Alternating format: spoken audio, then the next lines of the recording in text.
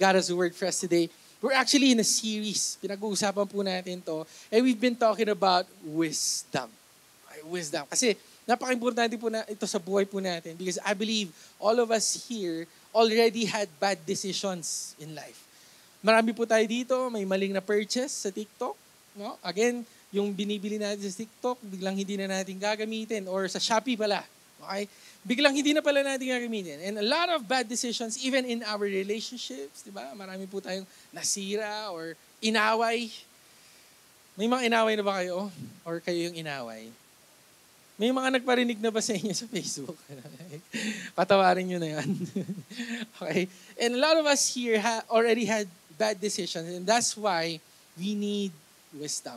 Kaya po ang title po ng series po natin is Shop Wise because we need to choose wise sa mga decisions po natin. We got our text in Proverbs 4, verses 5 to 7. It says here, get wisdom, get understanding. Do not forget nor turn away from the words of my mouth. Do not forsake her, and she will preserve you. Amazing what wisdom can do. By the way, next week, ito po pag-uusapan po natin, benefits of wisdom. Okay? Kasi ito na po, sinasabi na po dito, it will not forsake you, it will preserve you, love her and she will keep you. So hindi lang pala asawa yung magpoprotekta sa'yo, hindi lang pala asawa magmamahal sa'yo, pati yung wisdom ng Lord. O, di ba? Anyway, wisdom is the principal thing. Therefore, get wisdom and in all you're getting, get understanding. Before we continue, can we just close our eyes for a moment? Let's take a couple of seconds to welcome the Holy Spirit tonight.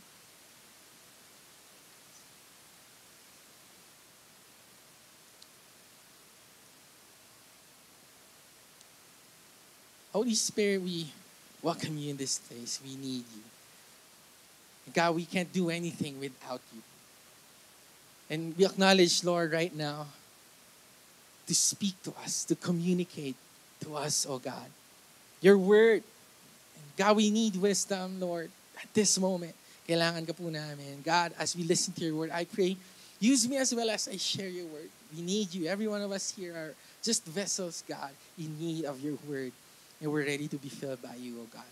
And God, help us to be more and more like you, love like you, talk like you, walk like you, God. That's our goal as Christians. And so let it be through your word. And God, we're excited for what you're about to do, what you're about to say sa araw po nito. Touch our hearts this afternoon. We love you. This is all we pray in Jesus' name. Amen and amen. Sige po, minsan pa palakpan natin si Lord. I want to title my message this afternoon, Shape of You. Kung titignan mo yung katabi mo saglit, ano kayang shape niyan? Check mo nga siya saglit. Ano ba yung shape niya? Baka triangle, gano'n. Sabi nila ako square. Kasi mukha ko daw parang square. Para daw akong Roblox. Siya pala may-ari ng Roblox. O kaya circle. Okay, mayroon ba circle dito? Oblong. So itong shape of you, the younger generation can relate to this kasi nga, ito po isang kanta ni Ed Sheeran. I'm in love with the shape of you. You push and pull like a magnet. I'm in love with your body. Okay. So yung kanta po niya yan, alam niyo po yan. Pero ano pong pinag-uusapan kasi nung kantang to, sabi ng kanta, I'm in love with the shape of you. So makikita natin yung meaning ng kanta, si Ed Sheeran, tinitignan niya pala yung katawan ng babae, gano'n. Doon siya na in love. Ba? Kaya, alam niyo, may quote talaga sinasabi na looks can be deceiving eh. Tama ba? Kasi si Ed Sheeran, sa kanta niya, ano pong tinitignan niya yung shape ng tao. Alam niyo kung bakit walang girlfriend si Ed Sheeran? Alam niyo kung bakit? Because she ran. Guess yun. Okay, anyway, feeling ko gano'n eh kasi tinitignan niya outward appearance eh. Shape, di ba? Buti na lang ang Lord hindi niya tinitignan yung physical appearance natin. Amen ba? Kasi kung yun yung tinitignan niya, baka ako lang pumasa. Joke lang. Pero si Lord, di ba? Makita na sa life ni David when he was about to face Goliath. Hindi po tinignan ni Lord yung physical appearance, dapat warrior, dapat matangkad, dapat malaki, gano'n. Pero tinignan niya yung heart. And praise the Lord, tinitignan ng Lord yung heart po natin. But again, we're not gonna talk about those kind of shapes. Okay, hindi yung shape ng katawan mo, para ka bang Coca-Cola. Sabi nung isa, ako parang akong Coca-Cola. Tapos sabi nung isa, ano yun, litro? Sabi niya gano'n. So, ano yung can ko? So, hindi po yung titignan natin. We're gonna talk about a different kind of shape. Pakisabi shape. What we're gonna talk about today is what shaped you to become you. Okay? Ano ba yung mga nag-influence? Ano ba yung mga naging factors para maging ganyan ka ngayon? What shaped your life today? So what we're gonna talk about today is we're gonna do a self-study, parang medyo aaralin po natin yung sarili natin, and we're gonna ask that question, what really shaped me? Have you ever asked that question, how did I become like this? Parang halimbawa, yung reactions mo, di ba? Bakit yung iba hindi galitin? Bakit ikaw galitin niya? Ganun, bakit yung iba patient? Ikaw hindi ka patient, very impatient ka. Bakit kaya yung iba, halimbawa, sino dito nagda-drive? Sino dito lumabas kahapon? Yung lumabas kahapon dito sa town. Di ba sobrang traffic? Di ba sobrang nakaka-stress? Siyempre yung mga sasakyan, git-gitan yun, di ba? And ngayon, napansin ko, yung mga tao, iba-iba talaga yung reactions eh. Pag yung ibang tao, pagka ginit-gitan mo gano'n, siningitan mo, galit talaga yun agad. Alam nyo, kahit yung mga taxi driver talaga na, marami ako nakikita mga taxi driver na, may mga rosaryo pa doon, di ba? May ribulto, gano'n. Kala mo, wow. Pero grabe magalit. Yung ribulto, nagtakip ng mata eh.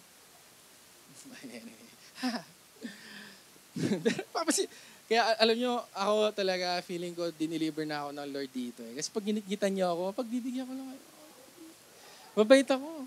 Hindi ako nagagalit. Like, Lord, kidlatan mo nga ito. Hindi ka sa ulo.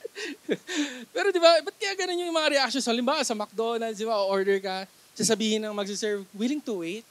Pag ako yun, opo naman, syempre. I'm willing to wait. Pero pag yung iba willing to wait, ba't pa kayo fast food? Sabihin ng iba. Di ba, like, bakit kaya ganun yung mga reactions? Bakit kaya iba-iba po tayo? The way we dress, kung titignan mo yung katabi mo, yung suot niya, bakit kaya siya ganyan, you know? Like, parang ako, pinipilit ako ni Pastor Bong mag-polo talaga eh. Sabi sa akin, mag-polo ka, mag-coat ka.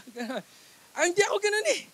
Like, you know what I mean? So, all of us here, we were shaped differently. But again, the question that we're going to answer today is what shaped us to become the person that we are today. Kasi kung makikita rin po natin sa Bible, iba-iba rin po talaga yung mga reaction ng mga tao eh. So kung titignan natin yung buhay ni Moses, ni Gideon, Jeremiah, they all have something in common. Okay? Iba po yung reaction nila, but they all have something in common. So si Moses, nung tinawag siya ng Lord, insecure siya eh. Very, very insecure siya kasi sabi ng Lord sa kanya, gagamitin kita, release the Israelites out of Egypt. Then sabi ni Moses, wait lang Lord, hindi ako magaling magsalita eh. You know, he was very insecure. Hindi ako magaling na leader. Ngayon, ito yung iniisip ko. He was already raised in a standard or maybe royal family. Kasi doon siya lumaki kay Pharaoh eh. Doon siya lumaki. And then, lumaki siya na very walang confidence. Kaya sabi ko kung ako, lumaki ako sa mayaman siguro, sobrang yaman, magiging mayabang ako eh. Pero si Moses, very humble. Kahit ang ganda ng technology, alam niyo po ba sa Egypt, napakaganda ng technology doon. Kasi noong unang panahon pa lang, may Egypt na eh. Yung Egypt.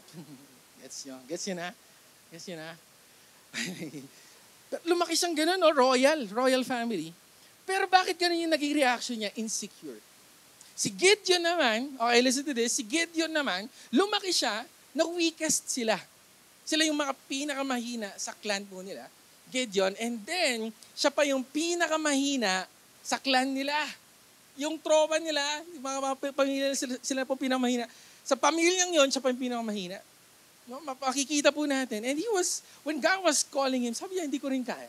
But suddenly, confidence came out of him. Na-defeat po nila yung Midianites, 300 lang po sila against 30,000 plus of Midianites, natalo po nila. And then si Jeremiah naman, titignan po natin, he was also insecure. Tinawag po siya ng Lord, okay, Jeremiah, you're gonna build the church of God, the temple of God. Pero ano pong response ni Jeremiah? Sabi niya, wait lang Lord, bata pa ako. I am just young. Now, speaking of kids, nagsasalita na si Levi dun sa likod. By the way, yung kids ministry po natin sa baba, open na po. So, praise the Lord.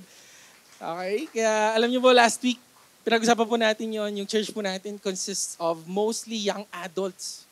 Kaya kung papansinin mo yung katabi mo, medyo wala pang puting buhok yan eh. Ganun yun, kasi young adults talaga tayo dito. Ibig sabihin, wala pa tayong mga anak, mga single po tayo dito. Ganun. Kaya nga wala pa tayong masyadong, hindi pa perfect yung kids ministry po natin. Ngayon, may opening sa baba, and may nag-sponsor po, and praise the Lord, inopen na po natin yung kids ministry. May space na po for kids. Kaya, anong gagawin natin? Mag-anak na kayo. Alright. Yeah, joke lang. Pero at least nire-ready na natin, di ba? Just in case, di ba? So si Jeremiah, sabi niya, Lord, wait lang, bata pa ako eh. Like, I'm just young. Why are you gonna use me now? Regardless, listen to this, regardless of their environment, iba-iba pa rin talaga iba-iba yung environment nila. Yung iba lumaking mahirap, yung iba lumaking mayaman, royal family. Pero bakit insecure pa rin sila? You know, there's really something to that. And ano nga ba yung naging factor po nila? And there's a story in the Bible, we're gonna talk about him. His name is Ehud. Okay? So si Ehud, he's left-handed. Any left-handed here? May mga left-handed people ba dito? Sige nga, meron ba? Meron ba? Meron? Ay, mga left-handed na yan, alagaan yan, special yan. Hindi, mga rare yan. Rare. Hindi exotic like rare lang. Okay. So rare yung mga yan. And si Ehud, left-handed din po siya. Why? Because he was from the tribe of Benjamin. So pag sinabing Benjamin, mga left-handed po sila. And left-handedness is a sign of weakness. So pag left-handed ka daw, weak ka daw kasi hindi mo kayang lumaban sa gera, ganon. Hindi ka tinatawag na warrior. Pero si Lord, listen to this, may nakita po siyang kakaiba kay Ehud. And if we're gonna read Judges 3 verse 15, when the children of Israel cried out to the Lord, sabi po niya dito, the Lord raised up a deliverer for them, Ehud, the son of Gera, the Benjamite, a left-handed man. By him, the children of Israel sent tribute to Eglon, king of Moab. Parang kakaiba yung mga pangalan dito, no? Parang inisip ko, pagka nagkaanak ka, magandang pangalan, Eglon. Anong nickname? Egg. Egg. Papansinin niyo, no? Even though Ehud was weak, no? Left-handed siya, he was weak, hindi niya po hinayaan, nagkaroon po siya ng confidence, hindi niya hinayaan yung voices that was surrounding him, yung bullying, okay, na nangyayari po siguro sa kanya during this time. Hindi niya hinayaan yung poverty rin siguro sa buhay po niya na ma-destroy po siya. Insecurity, he was very confident. Sabi niya, kahit left-handed ako, lalaban ako kay Eglon. At makikita mo natin in Judges 3, verse 21, look at this. Then Ehud reached out with his left hand, took the dagger from his right thigh, and thrust it into his belly. Ano po ibig sabihin nito? So, in early times, during this time, pagka warrior ka, yung sword mo nasa kanan. Okay, pagka army ka, okay, gano'n, nandito sa kanan. Ngayon, problema, pag gagera ka na, kailangan ng 2 motions pag right-handed ka eh. Okay? 2 motions. So, kukunin mo yung sword, kukunin mo, and then, tsaka mo atakin yung kaway. Okay? So, try natin saglit. Okay? Steps nila ito mamaya sa Zumba eh. Kunin, di ba? Tapos gaganon. Okay?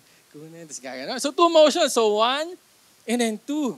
Ngayon, kapatid, si Ehud, makikita po natin na regardless of the environment and the insecurity surrounding him, hindi niya po hinayaan eh. Sabi niya, okay, left-handedness is a weakness. I'm gonna use it as my strength. So si Ehud, ano pong ginawa niya? Yung weakness niya na left-handed, ginawa po niya strength niya. Kasi pag kukuha ka pala ng sword, kapatid, 1 motion lang pag left-handed, isang ganun lang. Di ba? Inatake niya agad eh. Isang motion lang, kapatid, naka-atake ka na agad. You get my point? You get it? Okay, so pagka right, chok, chok, di ba? Pagka left, chok, chok. Di ba? Ang dali, di ba? Anyway, makikita po natin dito. What's the point? Pagalitan talaga ako ni Pastor Mong dito eh. What's the point? Ehud did not let his environment took over him. Hindi po niya hinayaan yung environment niya, yung bullying niya, yung kinalakihan niya para maging insecure po siya. He used this weakness to become strength. So that's what we're going to talk about today. What are the factors? Okay, what are the factors that shape us? Para, since we're talking about wisdom, bakit ka ba ganyan mag-decide? No? Isipin po natin saglit, ano nga ba yung mga nag-influence sa akin that shaped me? That's why I decide and choose like this. So number one factor, okay, na naging ganyan yung shape natin sa buhay is of course our models. Ay sabi model. Model. Okay, method agad. Model muna. Okay, so model. So ano po ba yung ibig sabihin ng model? These are people that we look up to. Okay, so yung mga role model natin, ito yung mga tinitingnan natin, ito yung mga sinusundan natin, ito yung mga example natin at naka-base sa kanila, yung mga nakikita natin, yung nagsishape sa buhay po natin. It shaped who we became today. And that's why it's very important. I-check talaga natin the people that we follow eh. Ayun na nga kapatid, kung check nyo po yung Instagram nyo, pag check yung fina-follow nyo doon, sino kaya yun? Sige nga. Kasi may kilala ko, fina-follow niya, Toro family. Talagang yun talagang sinusundan niya. Ayun, tignan mo, magiging ganun ka talaga. Kasi pansinin nyo, kung sino yung naging model nyo, it really affects you eh. Nagiging ganun ka eh. Meron akong kausap kahapon. Sabi ko sa kanya, haba na ng buhok mo ah. Sabi niya, hindi, nagpapahaba ang buhok. Sabi niya, talagang mahaba talaga? Sabi ko, oo. Tapos sabi nung isa, kasi ginagaya niya si Ninong Ray. Si Ninong Ray. Ginagaya niya daw. Tapos sabi ko, at least nakuha niya na yung chan, yung buhok next. Di ba kaya? Okay. Anyway, yun na nga yun. Di ba, sinusundan niya si Ninong Ray. Nagiging ganun na rin siya eh. No? Kaya nga napaka-importante, the people that we look up to, our models. Because it could either destroy you or make you. Break you or make you. Sabi po sa Proverbs 13, verse 20, says here, he who walks with wise men will be wise. Walk with the wise and you will become wise. So, vice versa kapatid, isipin po natin, walk with fools, you'll become a fool. So, ganun talaga yun. Because our models, our examples in life can affect our and shape our decisions. Okay? Kaya nga, alam niyo po yung church po natin, and even COG in general, Church of God. Ang maganda po sa Church of God, kahit saan ka po mapunta, may mapupuntahan ka pong Church of God eh. Actually, just this morning, may nag-chat po sa page po natin. Nandito ako sa Pampanga ngayon. Pwede ba ako mag-church dito? May COG ba dito? And we gave them COG Pampanga.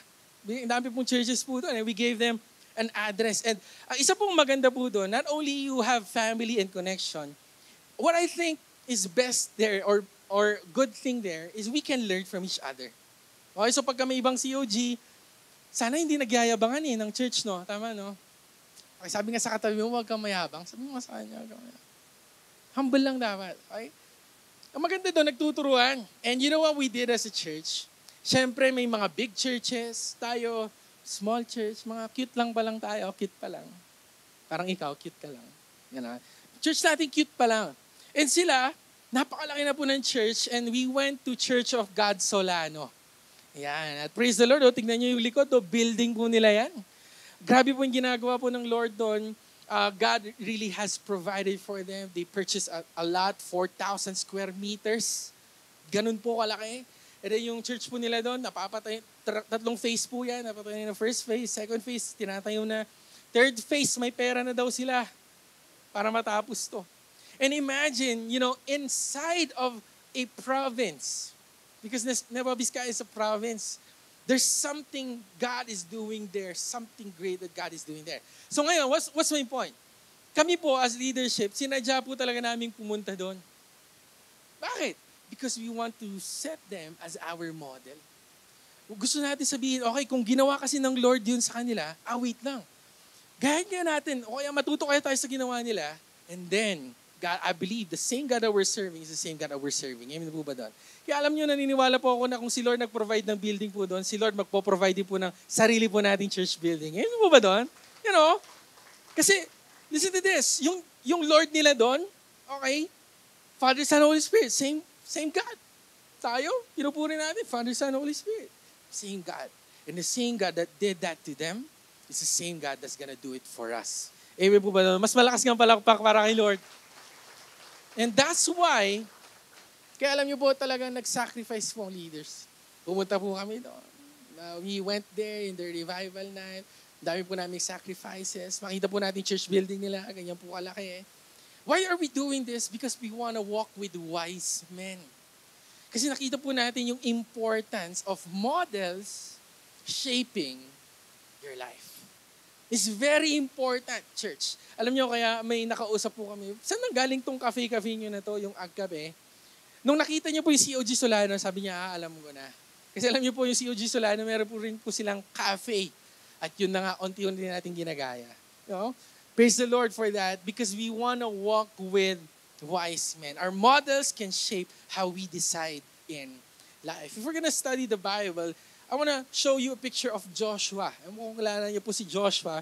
Si Joshua po, napaka-confident po nitong tao. Hindi po siya natatakot kasi isa po siya sa pinadala na 12 spies to look at Canaan. 12 spies to spy Canaan, tinignan nila doon.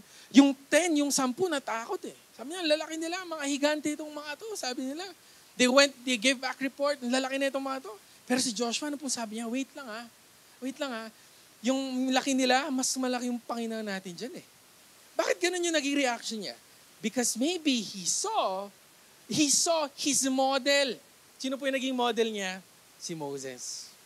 Kaya mga Moses model Diba? Joke lang. Hindi ka ng model So si Moses yung naging role model ni Joshua. No, nakita natin. Kasi siguro si Joshua, sunod-sunod lang siya kay Moses, tapos nakita niya si Moses, tinaas yung rod, na-divide yung sea. Wow, gulat siya. Wala silang pagkain, si Lord nagpadala ng mana. Nakita niya yun. Wala silang tubig. Pinalo ni Moses yung bato, nagkaroon ng tubig. Sabi ni Joshua, wow. Gulat siya So nakita niya how God was so big, regardless of their situation. He could divide the sea, He could provide water, He could provide food for them. So ganito po yung naging environment ni Joshua na nag-shape sa buhay niya. Kaya nung nakita niya yung mga Canaanites, okay? Kaya nga, kung may Benjamin left hand, may Canaan. Gets nyo? Okay. Gets? Canaan. May Canaanites, so lalaki. Hindi, wait lang, mas malaki yung Panginoon ko. Ayun po ba doon? Grabe, no? Sige, palakpan natin si Lord. Come on. Ganun po yung naging reaction ni Joshua. He was so full of confidence because he saw his model. Kaya kapatid, yun na nga Kung iisipin po natin, bakit kaya ako naging ganito? Kasi sino ba yung tinitingnan mo? No? Sino ba yung nagiging example mo?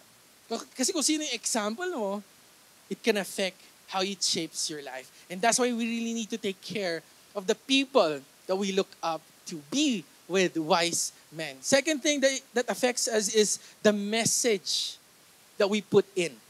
Okay? Yung mga boses, the voices that we listen to sa buhay po natin, yun na nga kapatid, kung tatanungin ko kayo, ano kaya yung nasa isip nyo ngayon? Sige nga. Pagka may isang sitwasyon, siguro umuulan, ano yan? Negative ba yung pumapasok sa isip mo o positive? Hindi nga, isipin nyo saglit, no? Pag umuulan, yung labada ko, wala akong sasakyan, walang Grab.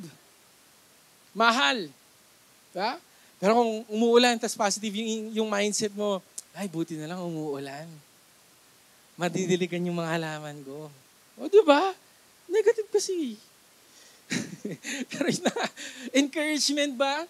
Yung boses na tinatanggap natin or full of discouragement? Alam nyo kaya ako minsan talaga, sabi ko, na-realize ko, isang reason kung bakit tinanggal ko yung social media, kasi ang toxic nyo. Hindi kayo. Social media is very, very toxic. Diba? Makikita nyo yung nagsustory, gano'n, story, paparinig, i-hide sa lahat. Ano ba yan? Close friends. Diba? Kala nyo, hindi ko alam yun, Alam ko yun. Close friends lang. Tapos paparinig. Tapos magko-comment. Toxic? Hindi kayo yung toxic. Pakisabi sa katabi mo, hindi ka toxic, hindi ka yun. Ako yun na toxic for me kasi nga, one of the reasons why I really removed social media is because of the voices. Okay? Yung influence ng social media is so strong. Kaya tinanggal ko po yan. And alam nyo, ako kasi lumaki po akong insecure na, like promise. Lumaki ako insecure, high school, lagi, because of my height, okay? Ako yung pinakamaliit sa klase. Kaya pag flag ceremony, ako'y nandun sa pinakaharap. Ako'y pinapagalitan ng teacher namin pag hindi ako nakaganon eh. Diba? Pag hindi ka kumakanta, ako'y nasa harap. Ito na, pagka-dictation pa, ako rin yung laging last. Pag-attendance, ako naman yung laging last. Bakit? Kasi apelyido ko, letter V. So, lagi naman ako last. So, parang wala akong place and I was very insecure about my height, about what I look. Kasi syempre, yung mga kaklase ko nun, mga rich kid eh. Kasi lumaki kami doon, yung high school namin, lahat doon mga mayayaman. Kaya lahat sila sure pass eh. Basta bayaran mo lang, sure pass. Eh ako pinaghirapan ko. Hindi kayo proud sa akin. Anyway. I really grew up insecure. That's the point. And hindi ko talaga siya matanggal. So there are moments in my life, yung voices na you're not enough. Hindi mo kaya yan. No, ganyan ka lang. Nothing special with you. So ako, lagi akong puro discouragement. And that's why pinalitan ko na yung hobby ko eh. Alam niyo kung ano yung hobby ko? Ano yung hobby niyo? Yung mga sikat na hobby, active, yung pickleball, yung hobby. Alam niyo yung hobby ko na ngayon? Magbasa ng libro. Small things. Di bakit? Bakit? Kasi nga kung yung boses na naririnig ng sarili ko, full of negativity, di ko kaya. Pag magbabasa akong libro, sasabihin, kaya mo yan. Oh. Like, tapos syempre, isipin ko sa sarili ko, hindi ka magiging successful. Hindi ka magiging mababasa akong libro, you can be successful. Oh. Diba? Gugulat ka eh. Listen to this. Because instead of listening to yourself, begin to talk to yourself. English ba? Instead of listening to ourselves, let's begin to talk to ourselves. Let's hear a different voice to speak to us. An encouragement to speak to us. Alam niyo po sa Agkape, meron po kaming tip box dun eh. At ewan ko po napanood niyo po yung mga video ng Agkape. Yung tip box, sa paglagay ng tip box, ay isang tip. Sasayaw yung mga barista. Try nyo mamaya. Try nyo. Talaga, try nyo. Okay. Yung isa, walang mabigay na tip. Alam nyo ginawa? Sabi niya na lang sa barista, kaya mo yan. Kaya mo yan. Malalagpasan mo yan. Nagbigay ng tip. Did you gets? Okay. Anyway. Maganda, no? Magbigay tayo ng tips sa sarili natin. Let's encourage ourselves. We're full of discouragement. The enemy tells lies, and sometimes our greatest enemy is our inner me. That's why we need to begin to talk to ourselves. Let's begin to listen to a different voice. Alam niyo po si David, nung naharap niya po si Goliath, talagang makikita po natin 80-20 to eh. Based on physical appearance, 80% yung chance of winning ni Goliath, 20% lang si Goliath. Mga 99-1 eh. Kasi si David, malita po siya, mga 5'4" katulad ko. Alam niyo, feeling ko talaga there's a lot in common with me and David. Like, promise. Feeling ko lang. Kasi magka-height kami. Prove ko, sabi sa 1 Samuel 16:12. So he sent and brought him in. This is David. Now, he was ruddy with bright eyes. And, sabi sa inyo Hindi ako nagsabi, ha? Hindi ako nagsabi. Pero si David, sorry, Pero si David, makikita po natin, no? When he was faced with Goliath, hindi niya po pinakinggan yung boses ni King Saul. Sabi ni King Saul, wait lang, maliit ka. Pinasuot nga siya ng armor kasi baka mamatay ka dito. Magsuot ka ng armor, David. Pero David didn't listen to these messages, these voices. Sa buhay po niya, ang pinakinggan niya lang po, boses natin, Panginoon. And when he saw Goliath, he told Goliath, you fight against sword and javelin. Ano po sabi ni David? I fight with you. I fight you with the Lord. Sabi niya po, nabulol talaga ako. Moses Gets?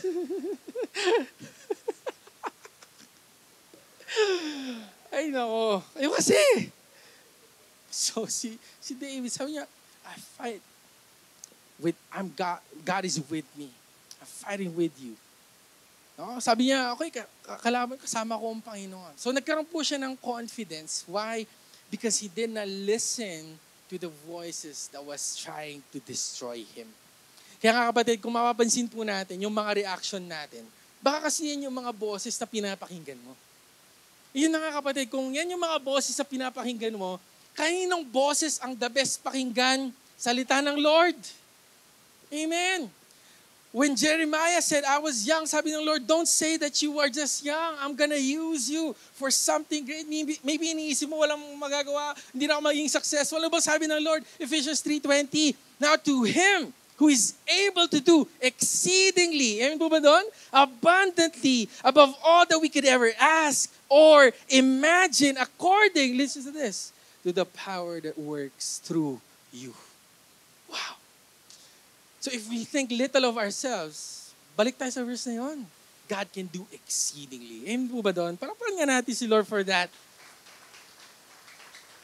And the message that we listen to can affect and shape our life. And lastly, so dapat, dapat, alagaan natin yung boses na pinapakinggan natin. Amen po ba? Let's take care of the message that we listen to. And lastly, our mistakes can shape us. Our mistakes, ito yung mga experiences natin, ito yung mga lessons natin, mga learning through life. Nakaka-apekto pala ito sa mga decision po natin. Alam niyo, nung bata po kami, may nilalaro po kami, yung luksong baka. Na-try niyo na yan. Luksong baka, di ba? May level 1, is level 2. Yung tropa ko during this time, sabi niya, i-achieve na natin yung maximum level. Sabi niya gano'n eh. So tumayo siya gano'n. Sige nga, abutin mo nga ito. Sabi niya. Siyempre ako, David eh. Tapang eh. So, tinry ko. Right? Dumalun akong gano'n. Nangyari, pagkatalon kong gano'n, yung pinang-landing ko, yung ulo ko. Kaya feeling ko, di na ako tumangkad talaga kasi. Ulo ko, nasugat ako. No? Alam nyo, ever since then, natakot na akong masugatan. Masaktan. Takot na ako kaya pag ako halimbawa nakamotor ako, no, mas okay nang magasgasan yung motor ko kaysa ako eh. Parang gano'n. Di ba Archie? No? Mas okay na talaga. Mas okay na ako na lang siya yung magasgasan kaysa ako eh. Kasi ayoko talaga. Pag ako kasi nagasgasan, yung skin ko kasi sensitive. Okay, sensitive yan. Alright. Only Dove touches my skin. So, ayoko nang nasusugatan, kaya ayoko yung mga adventure na ganyan. No? Yung mga roller coaster, hindi nyo ako makakaya sa mga ganyan. Yung Vikings, gano'n. Biking siguro, sa Burnham, pwede. Pero yung mga zipline na ganyan, siguro kung zipline na wireless, pwede. Gets nyo? Wireless. Hindi, ayoko na talaga na ganyan. Bakit? Kasi natuto na ako eh. Ayoko nang masaktan. Oh. Hindi, like literally. Ito pa, di ba tayo rin, marami tayong mga experiences, yung mga wrong purchase natin sa TikTok, gano'n. Alam niyo, just recently, may nag-deliver po dito sa church natin. Nag-deliver, oh. Laking box. Dito po ba yung Bong Villanueva? Sabi gano'n eh, tinanong eh. So ako naman, kay Papa, sabi ko kay Pastor Bo, sabi ko gano'n. Tapos tinanong ko magkano. Hindi ko na siya tinawagan. Binayaran ko na lang. 800 po. So binayaran ko. Umutang pa sa Agkap eh. Para mabayaran, 800. So ako naman, nagtataka ano kaya ito? Inisip ko, wait lang ba't ang laki? Di ba? Tapos sinabi ko kay Pastor Bong, sabi niya, ano yun? Hindi ko alam yun Wala akong in-order na ganyan Sabi niya gano'n. Pero excited siya eh. Dalhin mo nga dito sa bahay, dalhin mo nga. So, and then, pagkataring namin dito sa church, binuksan niya. Okay. Alam niyo kung ano? Hulaan niyo. Dumating Arinola. Arinola. Yung Arinola na portable, yung pwede mo i-flash, sa kwarto ka, flash mo gano'n. Like, Arinola. Okay. Sabi ko sa kanya, gagamitin mo ba? Kung hindi, ako na lang. Hindi, sabi niya, direct yun na lang sa mission. So anyway, ano po nangyari dito? Galit ata si Lord eh. Makasimulan. So, yung Arinola, ito yung natutunan namin dito. It was a mistake. Na-scam po kami. May isang company na dineliver dito. Alam po yung information and everything. And ito po yung mali ko, hindi ko tinawagan si Pastor Bong, kinonfirm, wait lang, may order ka ba pa? Pastor Bong, may order ka ba? So simula noon, natuto na ako. Alam ko na, hindi na ako magbabayad ng basta-basta. At tingnan nyo, pansinin nyo, no? Because of that, because of a mistake, look at this, I took it as a lesson. I took it as a learning. Ngayon, hindi na ako magpapaloko. Tama? Kaya nga, ewan ko na lang, nagkamali ka na. Ginawa mo ba ulit? Ewan ko na lang, toxic na nga, bumalik ka pa. Iniwalan ka na nga, bumabalik ka pa. Sinabi na nga sa'yo, ayaw ka na kita. Mahal kita eh. Paano na yung pangako mo? Ewan ko na lang talaga. Nagkamali ka na, hindi ka pa natuto. Pakisabi sa katabi mo, sana matuto ka na. Sige, sabihin mo, sana matuto ka na. Because there's a story in the Bible. There's a story in the Bible of the Israelites. Okay, so yung mga Israelites, in the book of Exodus, aalis na sila ng Egypt, nakaalis na eh. Oh. Slaves kami dito sa Egypt, aalis na sila. Ano pong naging reklamo nila? Ano po yung mga naging rason nila? Moses, wala kaming makain dito, balik na lang kami. Nga, nakita nyo na slaves na nga kayo doon, sinasakal na nga kayo doon, sinakal ka na nga, nasasakal ka na nga, babalik ka pa. No? And so the Israelites, they wanted to go back. Hindi na sila natuto. Ito po yung verse, sabi po sa Exodus 16, verse 3, and the children of Israel said to them, oh, that we had died by the hand of the Lord in the land of Egypt, when we sat by the pots of meat, and when we ate bread to the full. So anong sinasabi ng mga Israelites? Dapat doon na lang kami namatay. Balik na lang kami doon. Ito pa, ganito po ka-negative yung mga Israelite. Numbers 14 verse 4. Listen to this. So, they said to one another, let us select a leader. Di na natuto. Tinry nilang magkaroon ng bagong leader when Moses went up to the mountain. Ano nangyari? They worship a golden calf. Tapos eto na, nahirapan lang ng onte, sabi nila sa sarili nila, maghanap na ulit tayo ng bagong leader. Hindi na sila natuto. And so for us, church, nagkamali na nga, sana matuto na tayo. Amen po ba? Amen po ba noon? Ito pa, nagkamali na nga yung iba, sana matuto na tayo. Kaya alam nyo, ako yung mga pinapakinggan ko noon, nung bata ko, sinasabi ng mga leaders, huwag ka muna magjowa. Mag-ipon ka muna. Huwag ka muna gumastos. Mag-save ka. Ano ngayon, parang nare-realize ko, oo nga, no? Tama sila. Kasi minsan kapatid, yung experience mas masakit eh. Tama ba? Yung malugi ka, mas masakit. Yung ikaw mismo masaktan, masakit. Yung ikaw iniwan, masakit. And so, church, let's learn from our mistakes. Amen po ba? May natututunan ba tayo today? Palapakan nga natin si Lord, church. So, let's learn from our mistakes because it affects our decisions in life. May we reshape our life with the things that surround us in order to gain wisdom in our choices in life. And I want to end with this. You know, just last night, I was watching a broadcast of one of our role models church. And it's COG Dasma. And they're celebrating 35th anniversary ng simbahan po nila. And praise the Lord for that. Palakpakan po natin si Lord. 35 years. Imagine that. 35 years na naging faithful po ang Panginoon sa kanila. They started with humble beginnings. Andun po sila nagsimula sa maliit na bahay, kubo lang, sa Litran. Napaka-init po doon. They started the church there until they moved out. They rented a place until they found a bigger place. Until ngayon, kapatid, they own their own building, their own sanctuary. And they're hosting 15,000 people sa simbahan po nila. Grabe pong role model po yon para sa atin. And the reason why I'm trying to tell this is because the person that started this, for me, is very full of wisdom. And his name is Dr. Anthony Velasco. He's our late national overseer. Siya po yung naging model natin. Siya po yung naging example natin.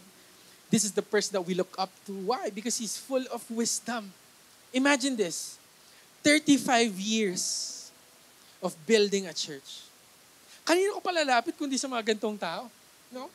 And the sad story here is he passed away last December.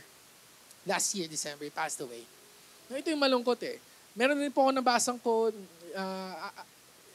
nagkaroon po sila ng victory, magkaroon ng victory party. And sabi po doon sa story niya, Pastor, namimiss ko na kayo kasi itong victory na to, hindi ka na namin kasama. Itong achievement na to, hindi ka na namin kasama. Meron naman yung isa, Pastor, asan ka na? I need your advice. I'm struggling right now. Kailangan ko yung boses mo. And sa church din po natin, there's an area like that na parang, Pastor, asan ka na? Kailangan namin yung wisdom mo dito. We're gonna do something. We're gonna do a project for the church. And we need your wisdom. Pero yung nga nakakalungkot, we can't reach out to Him. Dahil kasama niya na po ang ating Panginoon in heaven. But you know what? The Lord really convicted me with this. Yes, Pastor Anthony, he's full of wisdom. Alam niyo kaya bakit naging ganito yung simbahan po natin? Because of them. They shaped us the way we are now. Our worship team is like that because of their wisdom given to us. Yung itsura ng stage natin, very modern. Alam niyo dati, may mga halaman pa dito noon. Didiligan pa namin noon. And very, very traditional before. And because of them, our ministry really leveled up. But the sad part there is, Pastor, asan ka na? And the Lord convicted me, hey, the same God that gave Dr. Anthony wisdom is the same God that you're serving. You know, sabi ng Holy Spirit sa akin eh. Yung nagbigay sa kanya ng wisdom, ako rin yun eh. At kayang-kaya ko ibigay yun sa'yo. Sabi po sa Proverbs 4, verses 5-7, our main text, get wisdom. What does that mean? It's available for every one of us. Andyan na. Kaya kapatid, kung yung naging model natin noon hindi maganda, we can always change the example that we look at. Kaya kung yung message na narinig natin noon, negative, we can always change that. In our mistakes, we can change it to a testimony, to a miracle, if we get wisdom. And if we let God, listen to this, reshape us. Yes, kapatid, maaaring ikaw yon. Marami na tayong mga maling decisions sa buhay. A lot of negativity. How we are shaped right now is very, very bad. But if we surrender our life to God, He can reshape you.